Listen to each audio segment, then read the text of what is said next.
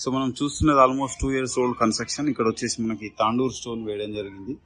ఈ Tandur stone joints లో water అనేది మనకి పెనిట్రేట్ అయ్యి బిల్డింగ్ గ్రౌండ్ ఫ్లోర్ వరకు అన్ని కాలమ్స్ బీమ్స్ కి వాటర్ స్ప్రెడ్ అయ్యి building complete structure damage చేసుకొచ్చింది.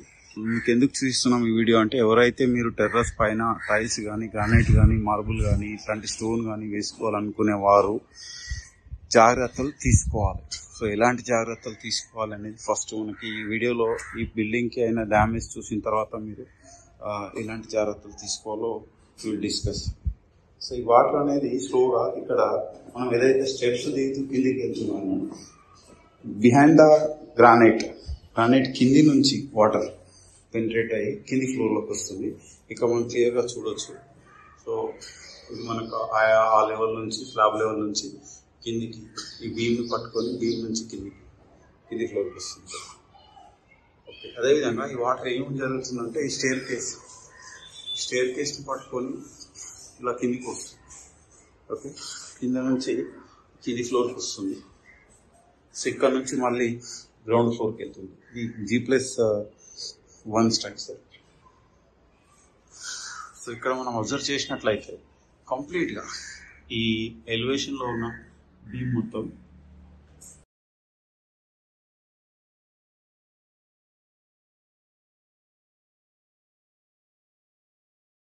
Water drip అవుతుంది.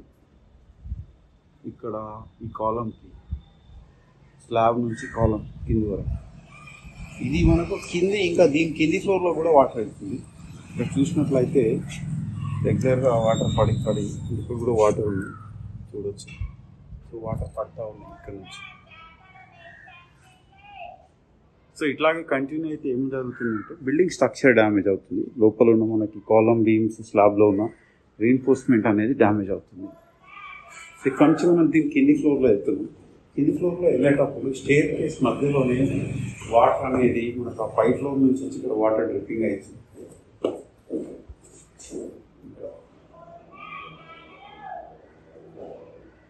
ఇక్కడ ఈ టైల్ కింది నుంచి, ఈ గ్రానైట్ కింది నుంచి వాటర్ అనేది రిలీజ్ అవుతుంది, ల్యాండింగ్ ఏరియాలో రిలీజ్ అవుతుంది.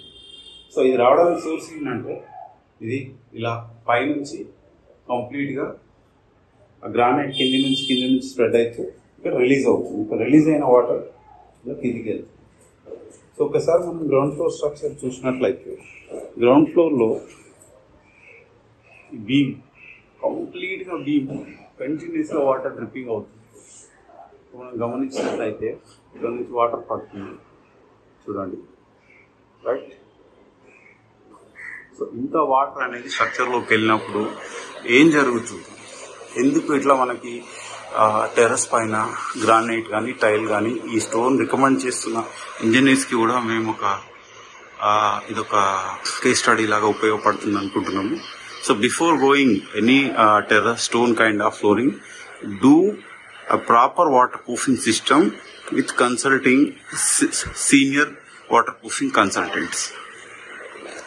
సో ఇది బిల్డింగ్ బయట నుంచి మనం కండిషన్ ఏ విధంగా ఉందో ఒకసారి అబ్జర్వ్ చేద్దాం. So we are going out side.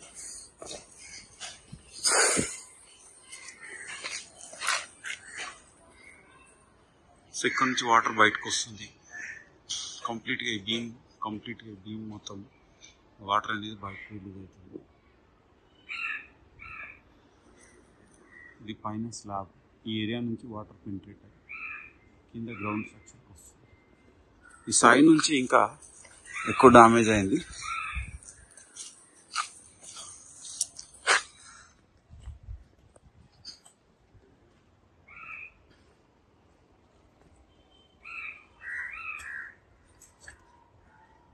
ఇక్కడ నుంచి వాటర్ కింద డ్రాప్స్ పడుతుంది.